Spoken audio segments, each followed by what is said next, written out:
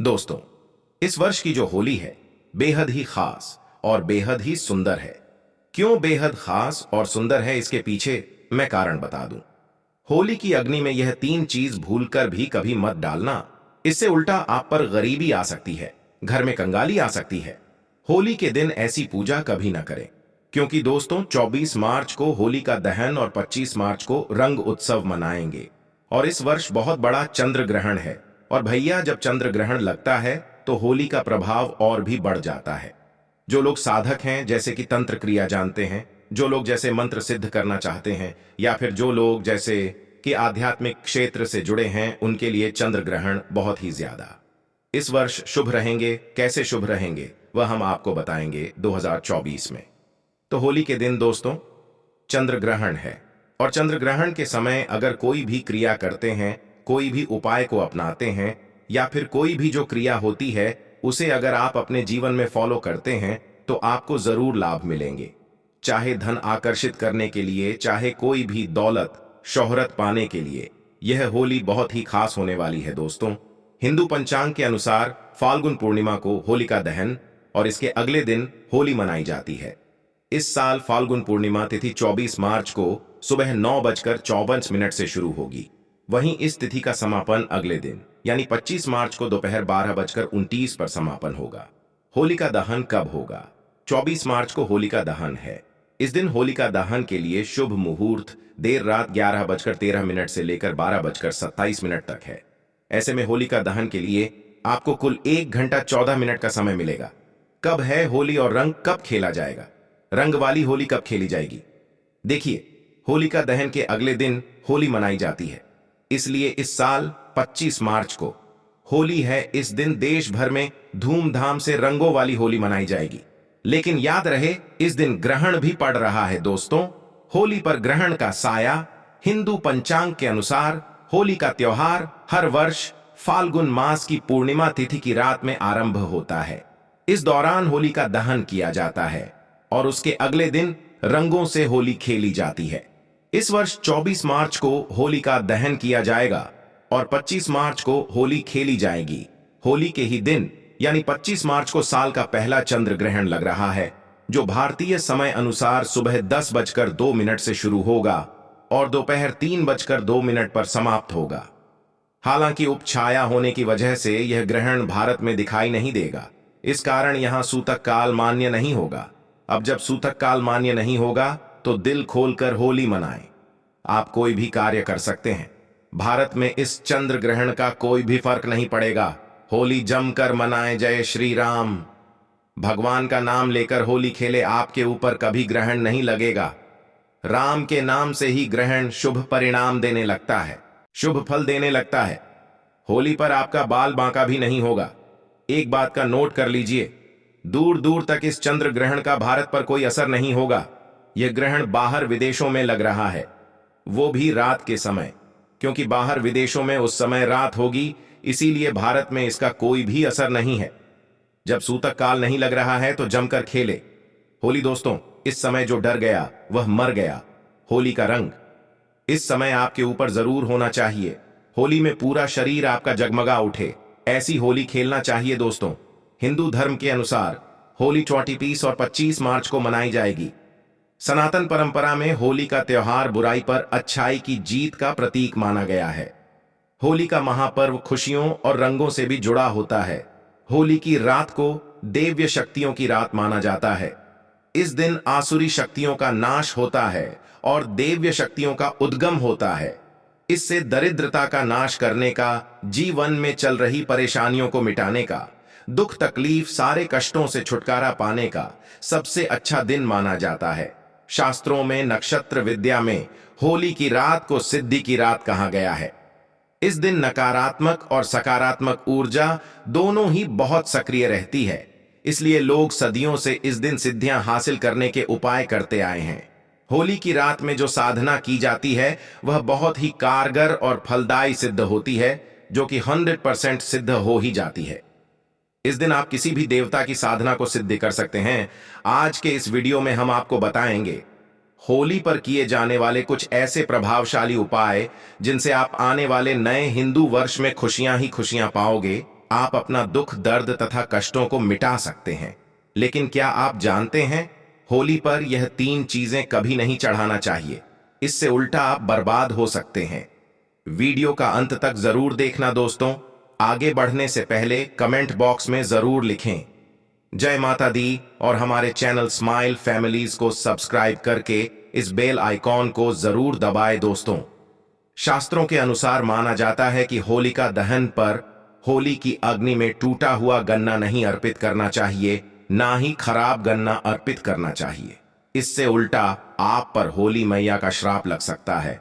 टूटा हुआ गन्ना पूजा पाठ में इस्तेमाल नहीं किया जाता। इससे होली माता जाते जाते आपको श्राप दे सकती हैं। आपके घर में भयंकर गरीबी का वास हो सकता है। शास्त्रों में माना जाता है कि जब होली का दहन होता है तब होली की अग्नि में पवित्र चीजों को ही डालना चाहिए, अर्पित करना चाहिए। जब आप अग्नि में गन्ना डालें तो गन्ने के ऊपर हरे भरे पत्ते जरूर होना चाहिए, क्योंकि पूजा पाठ में अधूरी चीजें इस्तेमाल नहीं की जाती। अधूरी चीजें इस्तेमाल करने से अधूरा ही फल प्राप्त होगा। इसीलिए गन्ना साबुत होना चाहिए, टूटा हुआ बिल्कुल भी ना हो। दोस्तों हमेशा याद रखें, होलिका दहन से ठीक पहले गन्ना घर में अवश्य लेकर रख लें और गन्नों की संख्या 2 या 5 या फिर 7 संख्या होना चाहिए। दोस्तों होली की पवित्र अग्नि में पानी वाला नारियल नहीं चढ़ाना चाहिए। इससे आप पाप के भागीदार बन सकते हैं। हमेशा सूखा नारियल होली की अग्नि में अर्पित करना चाहिए। पानी वाला नारियल अग्नि के अंदर भूल कर भी ना डालें। होलिका दहन में सूखा नारियल ही डालना चाहिए। जो हम आपको दिखा रहे हैं, इस नारियल को अग्नि में डालने से पहले इस पर पूरे परिवार का हाथ अवश्य लगा लें। इससे होली माता जाते जाते आपको धन से मालामाल तथा आपकी गरीबी को साथ ले जाएंगी। पानी वाला नारियल आप पूजा के दौरान छोड़ सकते हैं, लेकिन अग्नि में कभी मत डालना दोस्तों। सूखा नारियल अग्नि में डालने से होली माता आपकी सभी परेशानी को अपने साथ ले जाती है और अग्निदेव भी प्रसन्न हो जाती है। माना जाता है कि होली माता को घर का भोग अति प्रिय है। अगर आपने अपने घर में जो भी बनाया है वो होली माता को अवश्य अर्पित करें। लेकिन याद रहे, गुजिया चढ़ाते समय देख ले कि गुजिया की संख्या 3 नहीं होनी चाहिए। या तो 2 चढ़ा लें या फिर 5, 7, 11 और 21 चढ़ा सकते हैं, लेकिन गुजिया की संख्या 3 नहीं होनी चाहिए। ऐसे में 1 की संख्या में गुजिया भी नहीं चढ़ाना चाहिए। होलिका दहन में आप बर्फी का भोग लगा सकते हैं और जल अवश्य अर्पित करें। होलिका दहन में गाय के गोबर से बने उपले या यूं कहें तो बलक या अक्षय चढ़ाना चाहिए। दोस्तों होली की अग्नि में आप हरा चना, गेहूं की बालियां, कोई भी नई फसल अवश्य अर्पित करें। इससे आपके घर में अन्न धन की कमी कभी नहीं होगी। जब आप माता को बालियां अर्पित करें तो देख लें, टूटी हुई बालियां ना हो, सूखे हुए पत्ते ना हो, एकदम बालियां हरी भरी होनी चाहिए। होलिका दहन की अग्नि में सूखी बालियां चढ़ाने से पाप लगता है। दोस्तों शास्त्रों के अनुसार माना जाता है कि अगर आपको मासिक धर्म आ जाए तो ऐसे में आप होलिका दहन की पूजा किसी और से करवा सकते हैं। आप पूजा का वैसे ही पालन करें जैसे आप करते आए हैं, लेकिन मासिक धर्म के दौरान होलिका दहन के पास नहीं जाना चाहिए। आप दूर से होलिका दहन देख सकते हैं और आप किसी और से पूजा पाठ करवा सकते हैं। इससे भी आपको फल की प्राप्ति अवश्य होगी। दोस्तों होली की अग्नि में चावल के बने पापड़ तथा कच्चे चावल अवश्य अर्पित करने चाहिए। होलिका दहन में चावल अर्पित करने से धन की प्राप्ति होती है। इससे आपके घर में जितनी भी गरीबी होगी सब नष्ट हो जाएगी। पुराणों के अनुसार भगवान विष्णु ने भगवान श्री हरि ने कहा था, जो व्यक्ति होलिका दहन में चावल अर्पित करेगा मैं उसका घर धन धान्य से भर दूंगा। उसके घर में सदैव लक्ष्मी का वास होगा। उसकी गरीबी जड़ से समाप्त हो जाएगी। दोस्तों कचरी पापड़ आदि होलिका दहन में अवश्य अर्पित करना चाहिए। इसे होलिका दहन से पहले झूठा नहीं करना चाहिए। जो आपने कचरी पापड़ आदि बनाए हैं वो होलिका दहन की अग्नि में अवश्य अर्पित करना चाहिए। इससे आपके घर में धन की कोई भी कमी नहीं होगी। दोस्तों माना जाता है कि होलिका दहन से पहले होली की अग्नि में बगैर अर्पित किए गुजिया नहीं खाना चाहिए। जब आप माता को भोग लगा दें तभी ही इसका सेवन कर सकते हैं और सभी परिवारों में गुजिया एक दूसरे को अवश्य खिलाना चाहिए। यदि आप बगैर पूजा में अर्पित किए गुजिया खा लेते हैं तो परिवार में गरीबी और बीमारी आ जाती है। अन्न में कमी आ जाती है। और जो लोग पूजा पाठ करने के बाद माता को गुजिया अर्पित करते हैं तो इससे आपसी प्यार मजबूत होता है। माता को भोग लगाने से पहले गुजिया झूठी ना करें। जब आप पूजा वगैरह कर लें तब उसके बाद आप गुजिया खा सकते हैं। हमेशा याद रखें, माता को गुजिया का भोग लगाने के बाद कन्याओं को गुजिया अवश्य खिलाना चाहिए और दक्षिणा भी देना चाहिए। इससे नवदुर्गा तथा माता रानी का आशीर्वाद प्राप्त होता है। दोस्तों, इस दिन गाय को भोग अवश्य लगाना चाहिए। इस दिन आप गाय को गुजिया वगैरह अवश्य खिलाएं। गाय को मीठा भोग खिलाने से कई जन्मों जन्मों तक पीढ़ी दर पीढ़ी राज करती है। इससे सभी देवी देवताओं को भोग लग जाता है। इस दिन आप कुछ करें या ना करें, गाय माता को गुजिया का भोग अवश्य लगा दें। इससे होली मैया का आशीर्वाद सदैव आप पर बना रहेगा। दोस्तों, चाहे कुछ भी हो जाए, होलिका दहन के बाद उसके अगले दिन होली की राख आपको घर में जरूर लेकर आना है और पूरे परिवार के मस्तक पर इसको लगाना है। इस राख को आप काले कपड़े में बांधकर हमेशा घर में संभाल कर रखें और छोटे बच्चों के मस्तक पर इसे तब लगाएं जब उन्हें नजर दोष लग जाए। इससे नजर आपके बच्चे के आसपास भी नहीं भटकेगी। होलिका दहन की राख को आप काले कपड़े में बांधकर दुकान के गल्ले में या फिर लॉकर में रख सकते हैं। इससे धन में बढ़ोतरी होती है। इससे आपके धन को किसी की बुरी नजर नहीं लगती। होली की राख से आप काफी कुछ कर सकते हैं, जिससे आपके घर में धन दौलत सुख समृद्धि की प्राप्ति तथा नकारात्मक ऊर्जा नष्ट की जा सकती है। माना जाता है कि होली के दिन सफेद चीज कभी किसी से नहीं लेना चाहिए। इस दिन टोने टोटके प्रभावशाली माने गए हैं। इस दिन सबसे ज्यादा टोने टोटके किए जाते हैं। सफेद चीज में आपके ऊपर कोई काला जादू कर सकता है। होली के दिन आप सफेद चीज भूलकर भी किसी से मत लेना। दोस्तों, अजय देवगन की जो मूवी अभी है शैतान, उस मूवी में यह दिखाया गया है कि कभी किसी से किसी भी गैर इंसान से कोई भी चीज मांगकर नहीं खाना चाहिए या उसका दिया नहीं लेना चाहिए, नहीं तो वह आपको अपने वश में कर लेगा और आपको कंगाल बना देगा, आपका पूरा घर नष्ट कर देगा और आपको अपने इशारे पर नचाए। इसीलिए होली के दिन किसी से किसी अनजान व्यक्ति से कोई भी सफेद चीज मांगकर मत खाना, नहीं तो आपको वह वश में कर लेगा। क्योंकि इस दिन ब्रह्मांड में आसुरी शक्तियों का वास बड़ी तेज होता है। इसीलिए उसे नष्ट करने के लिए होलिका दहन मनाई जाती है, ताकि बुराई की हार पर अच्छाई की जीत हो। दोस्तों, वेद पुराण के अनुसार माना जाता है कि होली खुशियों की सौगात लेकर आती है, प्यार का प्रतीक मानी गई है। होली ऐसे में इस दिन मांस मदिरा का सेवन नहीं करना चाहिए। जो व्यक्ति होली पर मदिरा का सेवन करता है तथा मांस का सेवन करता है तो उसकी अगली योनि कुत्ते को प्राप्त हो जाती है। सांपों के गर्भ से दिए अंडे में उसका जन्म होता है। ऐसा मनुष्य पीढ़ी दर पीढ़ी नरक की आत्मा भोगता है।